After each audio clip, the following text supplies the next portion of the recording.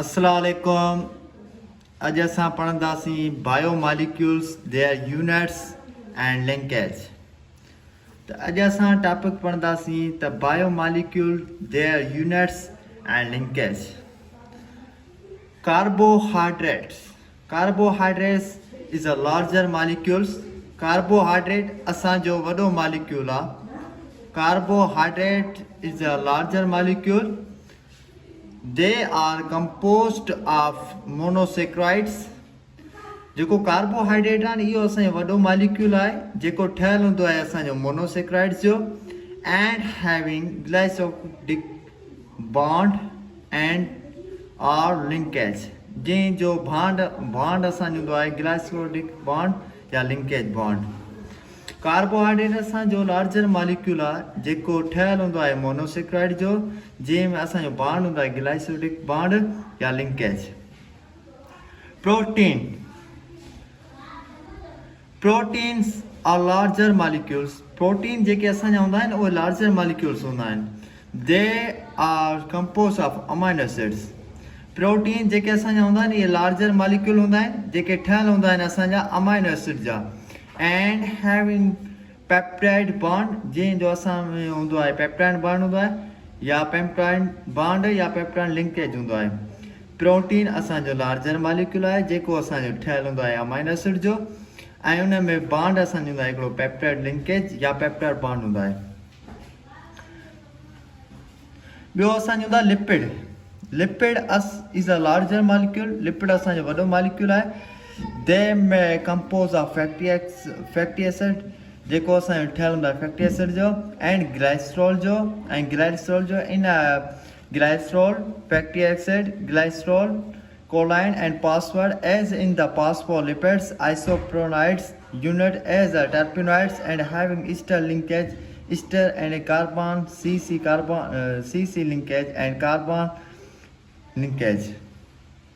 तो लिपिड आहे न इहो असांजो लार्जर मॉलिक्यूल आहे। Lipid is a larger molecule जेको असांजो ठहियलु हूंदो आहे फैटी एसिड एंड ग्लाइसरॉल जो इन glycerol fatty acid glycerol कोलाइन and phosphate as in the phospholipids isopropyloid unit as a terpenoid and having ester linkage। इन में असांजो बॉन्ड हूंदो आहे उहो असांजो ईस्टर लिंकेज हूंदो आहे ऐं ईस्टर कार्बन लिंकेज हूंदो आहे कार्बन लिंकेज हूंदो आहे। न्यूक्लिक एसिड जो न्यूक्लिक एसिड छा आहे? Nucleic acid is a larger molecule. Nucleic acid is असांजो वॾो मॉलिक्यूल हूंदो आहे जेको दे आर कंपोज ऑफ न्यूक्लियोटाइड जेको असांजो ठहियलु हूंदो आहे न्यूक्लियोटाइड्स जो हैविंग फॉस्फोरस लिंकेज जंहिंजो बॉन्ड हूंदो आहे फॉस्फोरस लिंकेज इन DNA ऐं RNA। छा में हूंदो आहे DNA ऐं RNA में। न्यूक्लिक एसिड असांजो वॾो मॉलिक्यूल आहे जेको असांजो ठहियलु हूंदो आहे न्यूक्लियोटाइड्स जो उन में असांजो फॉस्फोरस लिंकेज या DNA एंड RNA में मौजूदु हूंदो आहे। हाणे असांजो नओं टॉपिक आहे chemical composition of cell in percentage.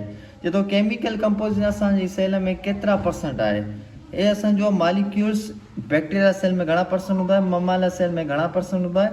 जो वाटर बैक्टीरिया सेल में हूंदो आहे 70 खां 90% ममाला सेल में हूंदो आहे। प्रोटीन असांजो 15% बैक्टीरिया सेल में हूंदो आहे 80% ममाला सेल में हूंदो आहे। कार्बोहाइड्रेट असांजो 3% असांजो हूंदो आहे बैक्टीरिया सेल में 4% असांजो हूंदो आहे ममाला सेल में। लिपिड आहे न इहो असांजो 2% हूंदो आहे बैक्टीरिया सेल में 3% असांजो हूंदो आहे ममाला सेल में। DNA आहे न इहो असांजो 1% हूंदो आहे बैक्टीरिया सेल में ऐं ममाला सेल में असांजो हूंदो आहे 0.25%। एंड RNA जेको असांजो हूंदो आहे न इहो असांजो 6% हूंदो आहे बैक्टीरिया सेल में एंड ममाला सेल में 1.10% हूंदो आहे।